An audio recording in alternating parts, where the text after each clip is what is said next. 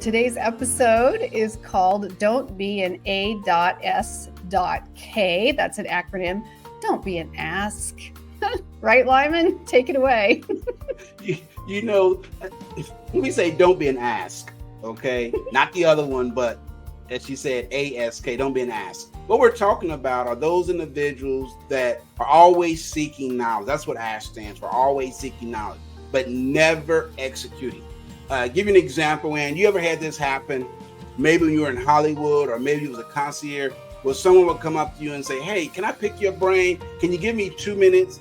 And of course, you want to help people. And so you say, sure, no problem.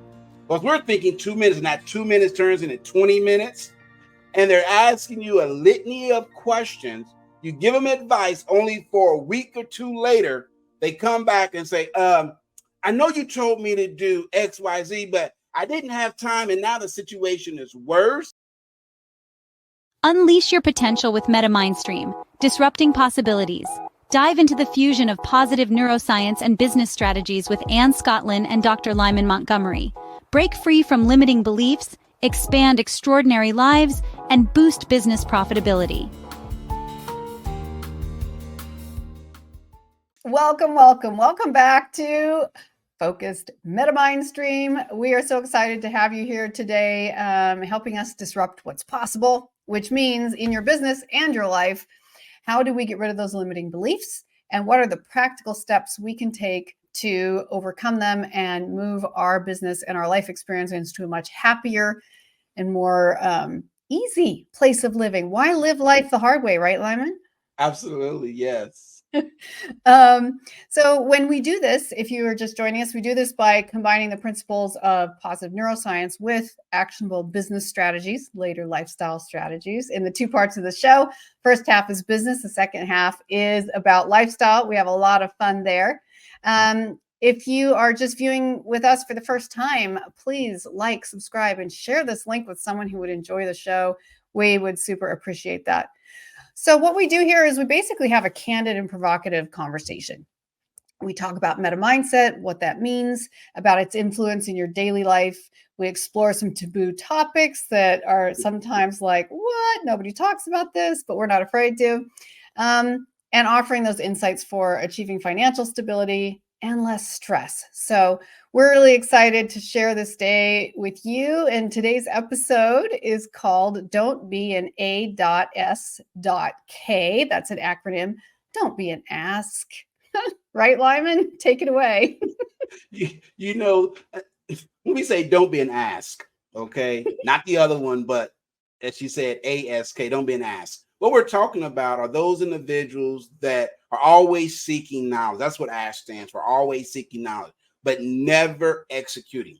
Give you an example, and you ever had this happen, maybe when you were in Hollywood or maybe it was a concierge, where someone would come up to you and say, hey, can I pick your brain? Can you give me 2 minutes? And of course, we want to help people. And so you say, sure, no problem. But we're thinking 2 minutes, and that 2 minutes turns into 20 minutes. And they're asking you a litany of questions. You give them advice, only for a week or two later, they come back and say, I know you told me to do X, Y, Z, but I didn't have time, and now the situation is worse. Can I pick your brain again? Okay, I have an example of this. One of the things that you would always easily get sucked into in Hollywood in particular was people, and I give them a little credit for being a good salesperson, but I didn't respond. I was too nice. So they would say, hey, do you just have a minute of your time? And someone you'd been introduced to before, and you're like, yeah, sure. And they're like, awesome. I was just wondering if you could do me the tiniest favor. I'm like, yeah, of course. They're like, listen, I just emailed you my entire manuscript. Can you read it for me and proofread it? Yes. Let me know all your thoughts. Well, I am meticulous. My own writing takes me years sometimes. So I'm like, well, I'm really busy right now, but I'll try to take a look. And especially if it's someone you're like, oh, I really want to help this young artist. I really think they're amazing. And so over the next 2 or 3 months, you like slave away at this manuscript that needs lots of work. And you're like, okay, here it is. And then they're like, oh, thanks. I really appreciate that. But yeah, we decided not to make it. And you're just like, complete waste of time. Yeah. It happens. And, I'm reminded of a friend of mine. We went to school together that for about 2 years would call me periodically for the same situation. Hey, man, you still doing business coaching? Yes, I am. Well, I'm thinking about starting a business, and I wanted to pick your brain and find out as far as financing. Which option should I do? Should I do debt financing? Should I find? And eventually I said, let me ask you something. This is the fourth conversation we've had. Have you even registered for your business yet? Oh, no, I'm still gathering information. I said, I tell you what, when you do the first part, at least come up with a business name, then call me. Never heard from him again. No, But literally, it's just for 4 interesting. years, he would call periodically, at least once, twice a year, that same situation.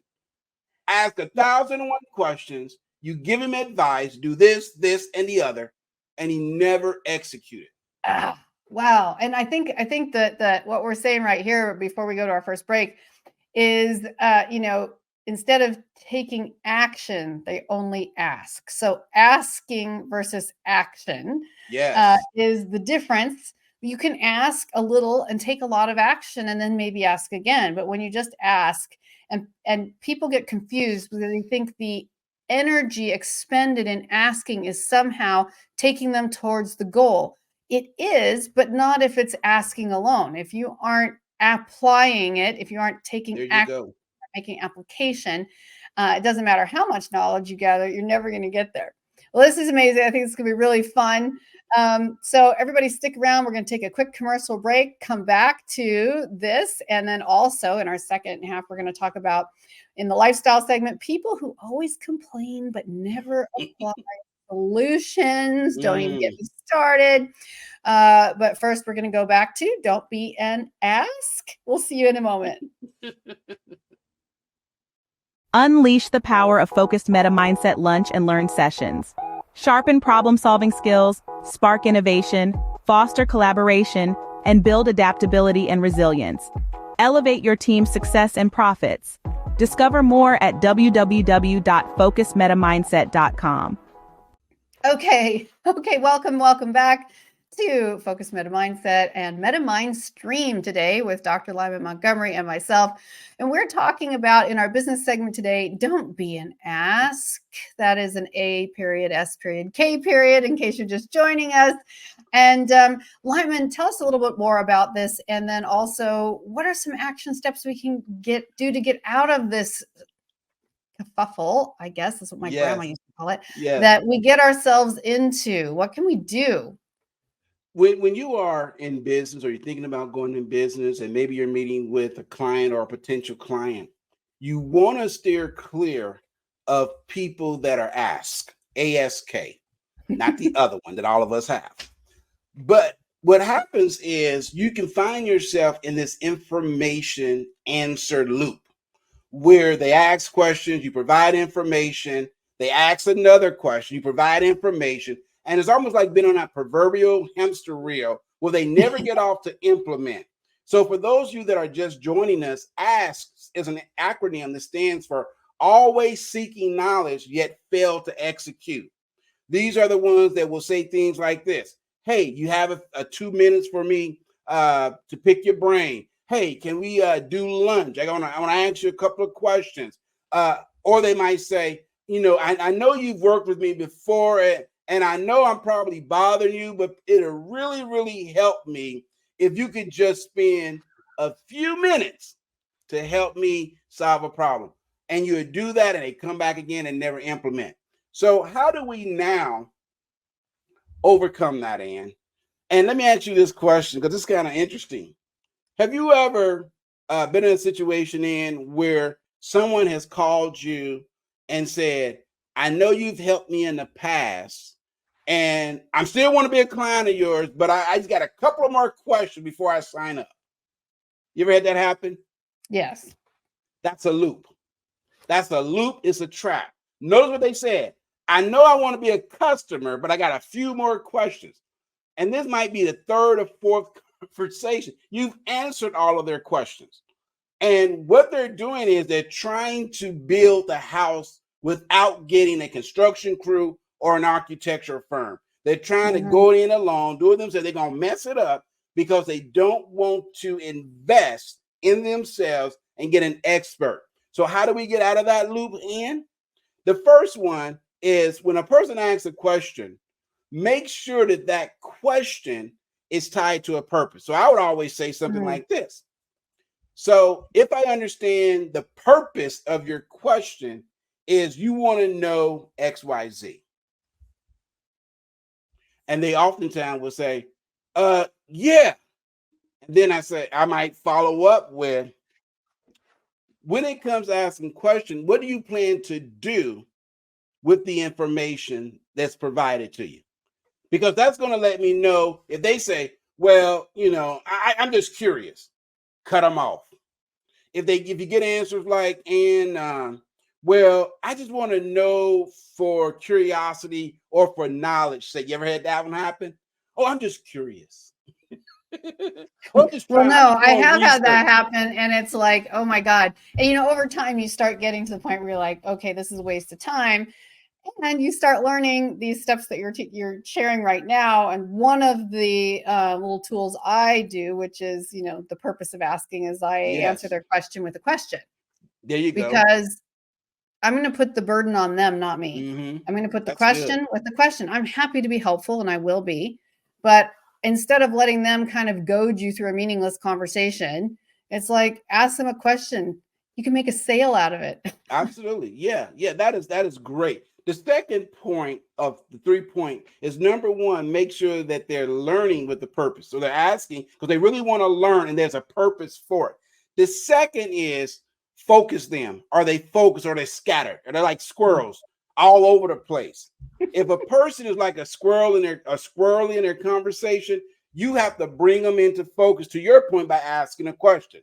So you mentioned 5 different things. What are you willing to work on first? So you not only focus them, but you help them set a clear path or prioritize, rather than there's 5 questions and 5 sub questions to the 5 questions. So before you know it, you've spent 25 minutes and have answered 50 questions when they start out saying only need 2 minutes of your time. The third part is, do they have an accountability system? I got to go back to the squirrel, though. I got to go back to the squirrel here. So would you remember that video that went around YouTube a few years ago? It was about a golden retriever and a squirrel. And of course, it had the narration over the top of what the golden retriever is thinking in his brain. He's looking at this, he's looking at his toy, he's looking at that. He's like, and then he literally goes, like, his entire body goes like this because he sees a squirrel. And the question, it's really funny if you can find it to watch it. But so in our house, whenever someone is easily distractible and is not staying on target, when they're not staying focused, we say, squirrel, squirrel. There you go. So anyway, that's fun to use in my house. No, it is. That is absolutely funny. I'm sorry, I'm cracking myself up because I see that image. You'll enjoy it. I promise. Conversations are like that. People, you talk to them and they're all over the place, and you have to refocus them by asking a question, to your point earlier. And the third part of that is asking, so what do you plan to do with this, and who's going to hold you accountable? That's probably the most important question, the accountability piece. Because let's face it, if I'm going to take time away from business to spend time with someone, I want to know, number one, the purpose or the intent behind it. Are they focused? Do they have a clear path to where they need to go or would like to go? And then I want to know, so who's going to hold you accountable for making sure it's done? Oftentimes, leads to a nice sale. They say, I really don't have. That's probably the biggest problem. Well, that's why you need a coach, and we can help you. When you partner with us, we serve as that accountability partner to keep you on task, to make sure you stay focused and not be like that rock wilder or retriever, I think you said, running around chasing squirrels all over the country. And it's so true. Yeah. Well, and I want to touch on accountability here, because you're just bringing it up again, which is, the kind of accountability that we use. So when we're working with our clients, as you know, accountability is a friendly, fun experience 95% of the time. We don't want to be taskmasters. We don't want to be, we're just like, give us bookends, check in, let's touch base with you. Let's go over the checklist. Every time we talk, like, how are we constantly keeping you moving towards your goal, not static? Most people set goals and stay static. I'm like, don't stay static. Yeah. You got to keep moving. And then every now and then, maybe 5% of the time you get to someone where it's like they're being incredibly stubborn and not taking action. And you're like, you're paying me really good money to give you answers to take your business to exactly where you want it, but you won't do anything. So we're going to get, then you come up with that tiny little 5% of sort of tough love. If they don't respond to that, then we're like, you know what? I just don't have time to work with you because you're not taking action. I don't want to be someone's like mean boss. I want to be your partner, your friend, your buddy who gives you positive encouragement and accountability, not nasty accountability. And if that's what you're looking for, then I'm the wrong person. And there's 2 questions on the questionnaire that we like to ask, and that is a willingness versus an inability. You can work with someone that might lack the inability. They don't have the skill, they don't have the knowledge, they don't have a way forward, a clear path forward. But if a person or persons are unwilling to do the work, there's very little we can do for them. And that's why it has to be a situation where it's mutually beneficial for both. And we've had people pay a deposit, pay a retainer, but they simply won't do the work. It's almost as if they think, if I pay X amount of dollars, then magically through osmosis or something, the work is going to get done. And that's absolutely a fallacy. You have to do the work. Our role is to guide you to where you want to be, to identify the gaps in your business, in your life, and create a path forward for you, but also walk with you on that journey to success, however you define success. Would you agree, Ann? A qualified thought partner is what we do. That's our job as business coaches, is to be a trained and qualified thought partner. You wouldn't need us if you had all the answers, right? So, but when you need answers you don't have, we are trained and qualified to give you those as your thought partner. And what I love about that is it's a creation in progress. Whatever it is you're building in your business or your life, even, it's a creation in progress. And we're your thought partner, which is fun and exciting. I love it. I love it. And that's so true. A thought partner help you think through, work through, but ultimately you have to be about doing the work. We can help you in so many different areas, but the one thing we cannot do the hard work for you. Absolutely. Yeah, no, you have to do your own work. It's, you can have the best Olympic coach in the whole world to yourself. But if you don't do the training, you will never win. You can throw millions of dollars if someone will sponsor you at that best Olympic coach. If you don't do the training, you will never win. Now, if you do the training and don't hire a coach, you probably also will never win. And this is what people tend to forget about in accountability. And we always remind them around the principles of a focused MetaMindset is it's a team effort. No one is so smart that they have all the answers to the challenge or their business needs, because we all have different personalities, different experiences, different training. But bringing in experts who know how to fill in those gaps and work with you, moving in the same direction, that's genius. And that's when you see things really get done. I mean, how many times do we see teams trying to function without direction? Or how many times do we see an entrepreneur who struggles to build their business, and 5, 10, 15 years later, they are still nowhere because the elements of personality and skill that they needed, they didn't internalize all of them. They didn't have all those skills and gifts. And they were like, oh, I can do it myself. I'm not going to spend money on wasting my money on other people. But you don't have a team, you don't have a business. And I don't care whether that's people you pay or don't pay, but if you don't have a team, you don't have a real functional business. That is so true. That is so absolutely true. And we've seen it time and time again. I don't care how great you are personally. If you look at, let's take sports, for example. Michael Jordan, who many would consider to be one of the greatest ball players of all time, had a coach. You look at LeBron Jordan, what they have in common? Coaches. You look at Olympic skaters, whether it's down slope skiing or figure skating, they all have coaches because you cannot see your own blind spots. Let me prove this real quick. I want everyone, without the use of a mirror, to tell me what's in the middle of your back. So look, go ahead. Look, try it. You cannot do it. You cannot see what's in back of you without some type of assistance, either a mirror or someone saying, hey, what's in back? And too often, people are trying to drive their car looking forward in reverse. You're going to hit something. That whole thing of not being able to see on your back, that just reminds me of that old high school prank. Those nasty boys are always putting mean notes on your back and other people's back, and everyone's laughing, and you're like, what? Yeah.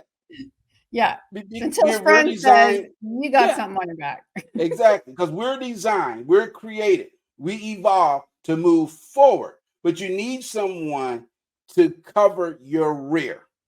CYA, cover your assets. You need someone to cover your assets because you cannot see in back of you. So that's the purpose of a coach, to be able to do a 360, see what's in front, what's on the side. Now you can see somewhat through your periphery, but wouldn't it be better to have someone say, hey, I got you?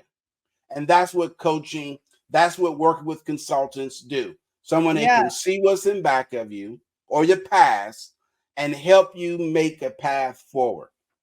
So let's talk for a moment, going back to don't be an ask, and the solutions, the actionable steps to, and if anyone's just joining us now, A.S.K stands for always seeking knowledge, and parentheses after that would be never taking action. Mm-hmm.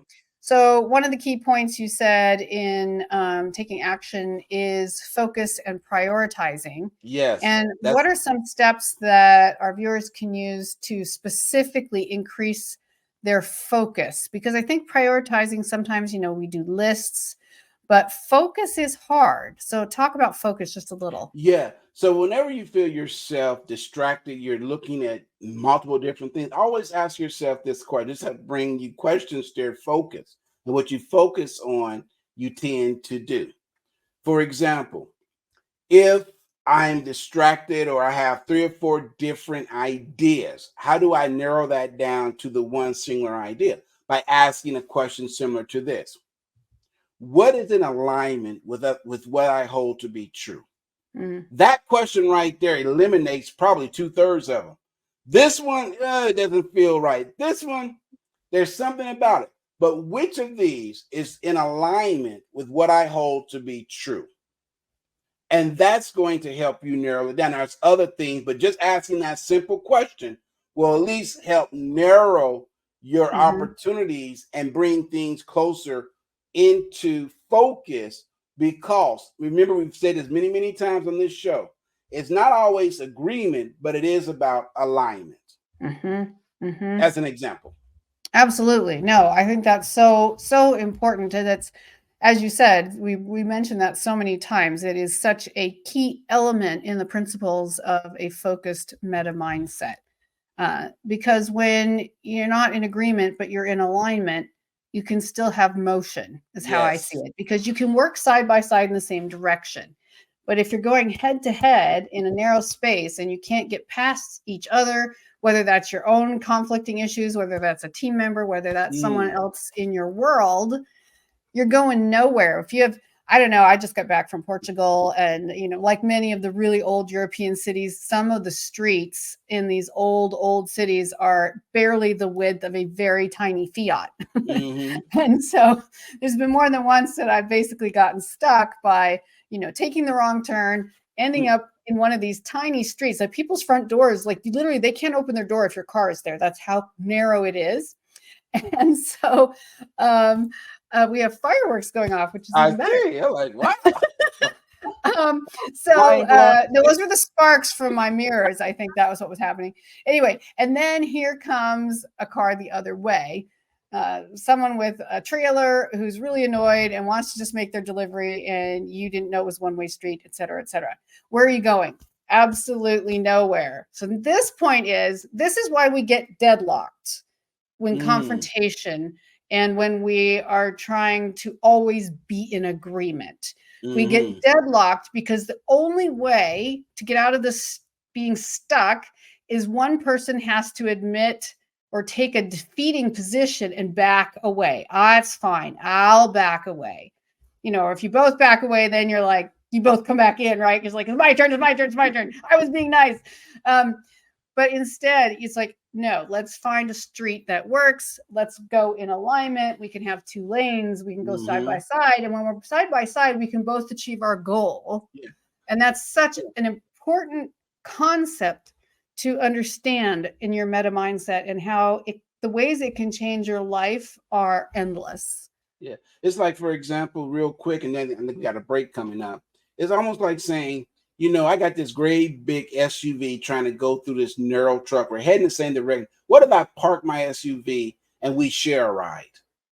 Because your car is smaller and can navigate these narrow streets, rather than I'm trying to force my way this great big SUV that's going to tear up some stuff or injure myself or get stuck. Yeah. And then unable to even get out of the vehicle. And so sometimes it's about, you know what? We're heading the same direction. It's okay. I'm going to park my idea here, and I'm going to join with Ann, get in her vehicle, because her vehicle will get us there quicker and safer than me being beholden to my great, big, grandiose idea. And it's still about being in alignment, because even if I get in your car or vice versa, we're still both facing forward and we're next to each other. We're still in alignment going this way, as opposed to having to be in agreement. It's a fine line, and people will always argue with that example, but it's such a powerful principle. Well, we do have to take our last break, and we have a little more great stuff for you in our lifestyle segment coming up. Right after the break, we're going to talk about something right up the alley we've been discussing. People who always complain but never apply solutions. Stay tuned. We'll be right back. Unleash the power of strategic neuroscience with Focused MetaMindset Inc. Boost your decision-making, sales, sustainable growth, and customer engagement. Scan the QR code now for an exclusive consultation. Elevate your profitability with Focused MetaMindset Inc. Welcome back to our final segment of Focused MetaMindstream, our show Mindstream. So excited to have you here on our episode today. And we just finished our business segment, and it's called Don't Be an A.S.K, A.S.K. And if you didn't see that part, you're going to want to go back after this has been recorded, because it's a fun and very practical segment on what are the applications you can take to change your business right now. And as always, be in alignment, not necessarily agreement. Brand new stuff. You're going to want to check it out. But now we're in our lifestyle segment, which is often the most fun.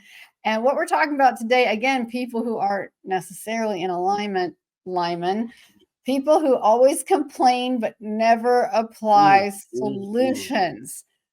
Oh my goodness. I have had 2 or 3 prime examples of that in my life, also many smaller examples.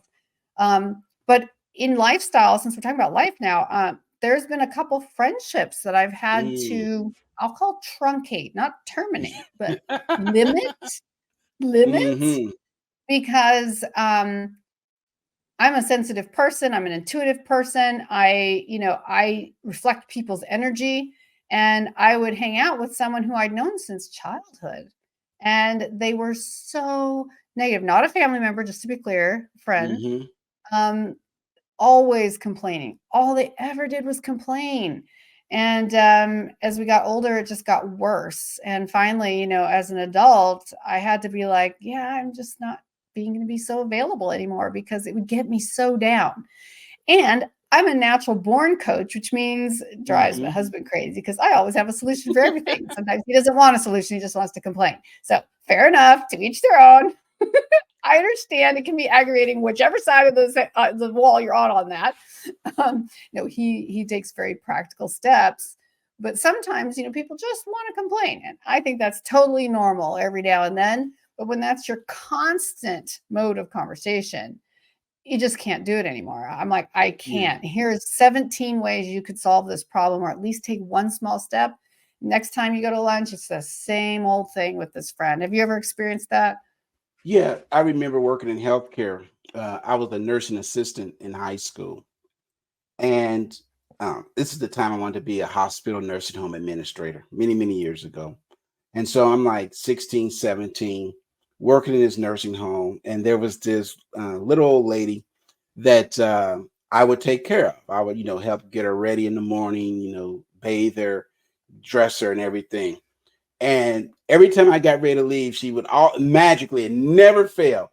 Oh, I just got a pain. Can you come turn me over? And I would go and adjust her bed, turn her over, right? Getting ready to leave. Are you okay, Miss Johnson? Let's say her name is Miss Johnson. I remember her name. Yes, I'm fine. As soon as I hear, can you come back and just sit with me? What's wrong, Miss Johnson? Oh, I don't know. I just feel. And what she really wanted was attention. And so what I realized is sometimes people complain because that's the only way they can get attention. Mm-hmm. Absolutely. I think so, because, I think it can become a rut and a habit. And obviously some people fall into it more naturally with their personality type. I have this one friend who love this friend, have known them my whole life. I'm not going to not be their friend, but they are very entertaining and they are a teller of tall tales. Have you ever met the teller of tall tales? Yep. I don't know if that's your uncle, We call whatever. them liars. In this case, yeah. And they're like always the center of the party. Everybody loves them. And I'm out there listening, and I've known them for too long, right? Because I'm like, yeah, sure you did. Oh my God. Yes. Oh my gosh. How could anyone believe you when people are around like this? Like it's sort of like that addiction, being a complainer, being a negative, especially with complaining. You get addicted, as you were saying, to being the center of attention. And maybe their life is boring. Maybe they don't think they're naturally interesting. Maybe they grew up in a family of complainers, which in one case, in my experience, was true of that person. And I felt bad for them. But that didn't mean that they didn't pull me down every time I was around them, because I was like, I just can't do it anymore. So the good news is becoming aware of, complaining as a habitual complaining, but never applying solutions, is a step in the right direction. That is correct. That attention-seeking behavior, going back to family dynamics, and sometimes it can be the only way I was recognized was either I got in trouble or I created these tall tales. Now, in the business world, we call those misstatements of the fact. Now, from where I come from, you just flat out lying. You just telling a tall lie. Black, white, pink, yellow is still a lie because it's untruth. But we like to dress it up. I always say, if you have a child, for example, that tells a lot of tall tales, that might be an indication this person being an author or into film, where they creating these stories. And I remember as a child, I had a friend the same way, and that would create these stories that were so believable that people would walk around and say, "Oh, did you hear what so-and-so did? He blah, blah, blah." And someone say, "That never happened. He just made that up." But he told the story with such conviction and was animated that it had all of us duped into thinking this person was telling us the truth. Absolutely. Well, and I've stepped on a few tails by accident in that, including my own, because I'll be like, "No, he didn't. I went to school with him." And they're like, "No, they said he went to school he lived in New York City when he went to high school." I'm like, "I have pictures of us in high school in California. What do you want from me?" They're like, no, he went to," I'm like, And what's really always astonishing to me is that people really truly believe it. And they believe it to Mhm. such an extent that when you contradict it with, like you bring a photo. I actually brought a photo once, and the person in question, the one who was believing this tall tale, was like, yeah, no, that doesn't make sense. Like there's actually a shut off. So Mhm. yes, it's incredible what people can do. And I do not support the behavior. If someone's been a friend for life, there's certain kinds of people that you can't just leave forever, but they're too close to the fold. But, or sometimes family members, Mhm. right? You're going to see them on holidays. But, how do you choose to spend your own time? And for myself, how can I focus on taking action, as we've Mm. talked about today, instead of complaining? Because Yes. complaining without action is just, it's lame. I'm going to come up with a different Mhm. word. It's weak. It's not a vibrant way to live your life. It's a guaranteed disaster. Your life will just keep getting worse because, as we all know, with the most basic neuroscience, what you focus on is what you create.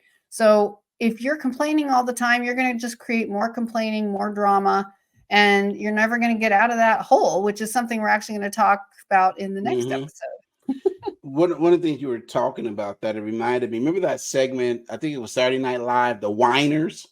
Oh, yeah. The cousins to the whiners are the complainers. Okay.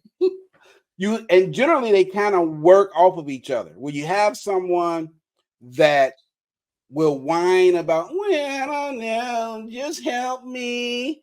Oh, woe is me. That's my whiner's voice, y'all, for those of you that are listening.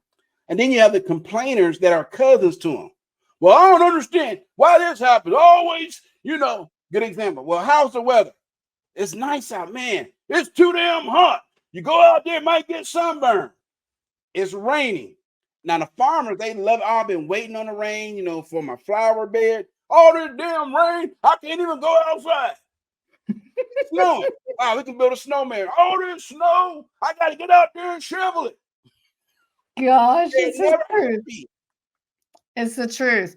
And I think and what these people don't realize is they're really digging a hole, H period, O period, L period, E period, which is the second part of Yes. this theme today. And it's going to be our next episode. So today was Don't Be an Ask. The next episode is going to be Don't Be a Hole.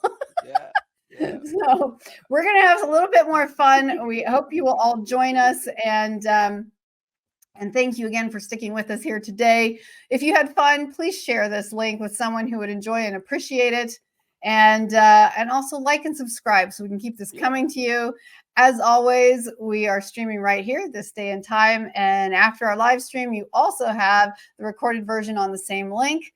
So we'll see you next time, and make sure you're not being an ask. Oh.